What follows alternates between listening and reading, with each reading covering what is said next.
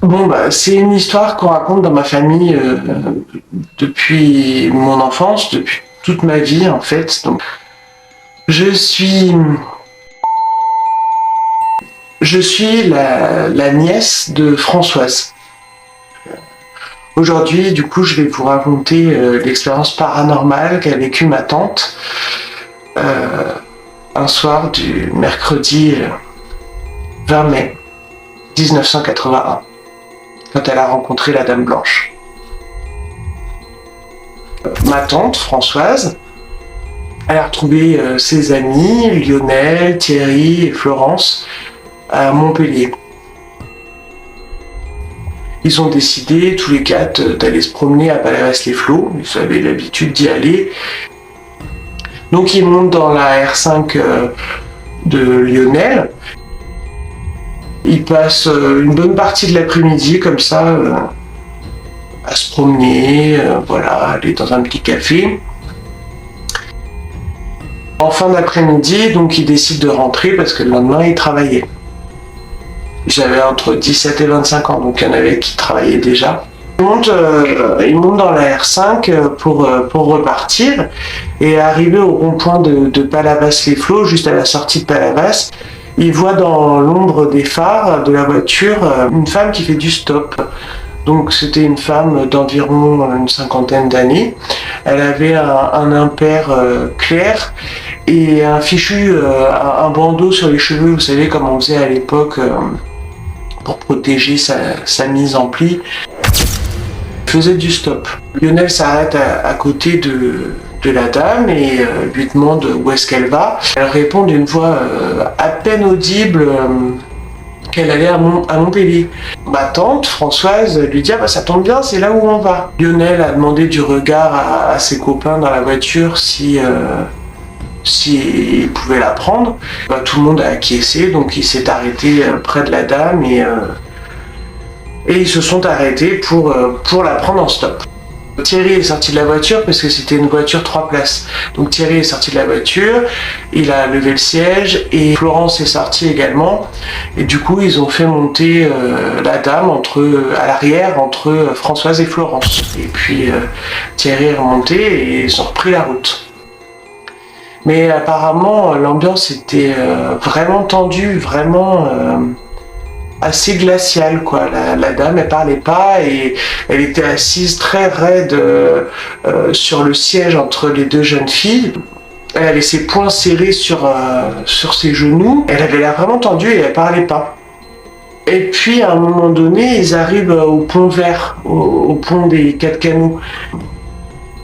Elle se met tout d'un coup à pointer la route du doigt en disant « Attention, ce virage est dangereux, attention, ce virage est dangereux ».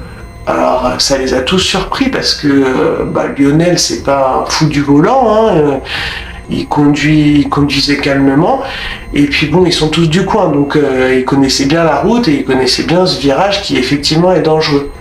Mais la dame, elle arrêtait pas de répéter « Attention, ce virage est dangereux, attention, ce virage est dangereux ». Ça les a un peu tendus parce que elle avait l'air vraiment paniquée, quoi. Ma tante m'a dit que les filles derrière s'étaient senties mal à l'aise parce qu'elles sentaient comme une électricité, vraiment un stress, comme si elle avait vécu un mauvais souvenir ou un accident à cet endroit du virage, quoi. Ma tante et Florence ont regardé chacune par la fenêtre parce qu'elles étaient gênées, quoi. Et tout d'un coup, elles se sont mises à hurler parce que la dame avait disparu.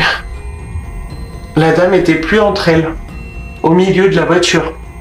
Une voiture 3 places. Elle s'est évaporée finalement. Elle a répété « Attention au virage, attention, il est dangereux, attention au virage, attention, il est dangereux ». elles regardent une fraction de seconde par leur fenêtre, chacune de leur côté, elles disparaissent. Les garçons, Thierry et Lionel, quand ils ont entendu les cris de leurs amis, ils se sont retournés, ils ont regardé derrière, c'est une toute petite voiture, une R5, donc ils se sont retournés et ils ont été choqués de voir qu'il n'y avait plus la dame. Mais c'était la nuit, il fallait faire attention du coup à cette route un petit peu dangereuse. Ils étaient complètement ébahis, choqués, interloqués, ils comprenaient pas ce qui se passait. Donc Lionel a ralenti un petit peu, il s'est pas arrêté parce que... Enfin, ma tante et sa copine, elles ont tout de suite pensé à une dame blanche, à un fantôme. Elles se sont tout de suite dit, purée, mais on a vu un fantôme. Et il a disparu. Donc elles n'arrivaient pas à sortir de leur état de terreur, de panique, d'incompréhension. Et c'est là que Lionel, qui était assez droit et cartésien, il avait besoin d'avoir des réponses et tout, il a décidé, il a proposé à ses amis d'aller partager leur expérience, leur aventure aux gendarmes. Du coup, ils sont allés au poste Clémenceau à Montpellier et ils ont été reçus par un brigadier de nuit. Il était plus que sceptique. Il se disait, bon voilà, c'est 4 jeunes qui ont envie de nous faire un canular. Et puis quand ils ont vu l'état vraiment nerveux, voire même terrifié, notamment des filles, il n'arrêtait pas de leur parler de cette apparition, de cette dame blanche. Il a écouté un peu plus. Et puis finalement, il y a un de ses collègues qui est arrivé et qui lui a dit qu'il avait déjà entendu parler d'une histoire d'apparition de dame blanche en voiture dans la région. Ils ont pris la déposition de ma tante et de ses copains, mais ça leur semblait complètement surnaturel. C'était vraiment... on était dans les années 1980, donc il n'y avait pas encore de technologie, d'internet, il n'y avait pas de vidéo et tout, c'était vraiment par rapport à leur témoignage de jeunes. Alors, il a été prouvé qu'ils étaient ni sous l'emprise de la drogue, ni sous l'emprise de l'alcool, et qu'ils étaient sains d'esprit. Ils ont partagé leur expérience, la déposition a été faite, et puis ils sont rentrés chez eux. Sauf que le lendemain, la gendarmerie a appelé ma tante, Françoise, chez ses parents, et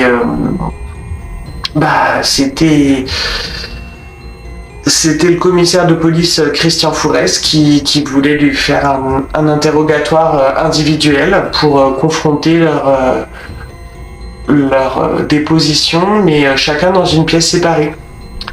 Donc les 4 jeunes y sont allés, ils ont répondu et en fait les gendarmes n'ont pas trouvé de différence flagrante ou de supercherie dans leur témoignage. Ils racontaient exactement la même histoire finalement, ils racontaient tous la même histoire avec toujours cette incompréhension et cette terreur d'avoir rencontré un fantôme ou d'avoir vécu quelque chose d'extraordinaire, de paranormal, évidemment, il n'y a pas eu d'enquête criminelle suite à cette apparition, mais les journalistes du coin ont pris l'affaire d'assaut et en ont fait leur gros titre. Ma tante et ses copains ont dû répondre à plusieurs interviews pour justifier que c'était pas un canular, que c'était pas une grosse blague faite par 4 jeunes qui s'ennuyaient et ça les a pas mal affectés et ils savaient pas trop comment gérer la situation face aux journalistes qui étaient très insistants, qui leur posaient vraiment des questions pour les piéger. Donc eux, ils répétaient leur histoire, ce qu'ils ont vécu, et ils ont même dû faire une reconstitution des faits.